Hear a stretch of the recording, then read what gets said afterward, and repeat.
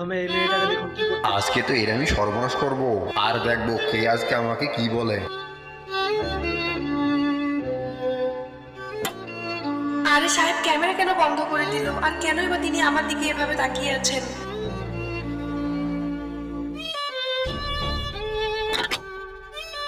সাহেব, গেট কেন বন্ধ করে দিলেন? এখন আমার কি করা উচিত? আমার তো ভয় লাগতেছে। সাহেব যদি আমার সাথে কিছু করে বসে?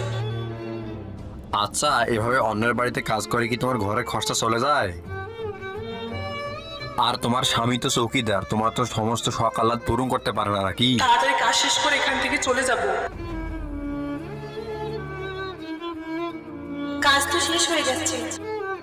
তুমি না আমার রুমটা পরিষ্কার করে দাও। এই নাও, এটা তোমার জন্য। তুমি না আমাকে খুশি করে দাও, আর এতগুলো করে টাকা আমি তোমাকে প্রতিদিন দিব। হে সৃষ্টি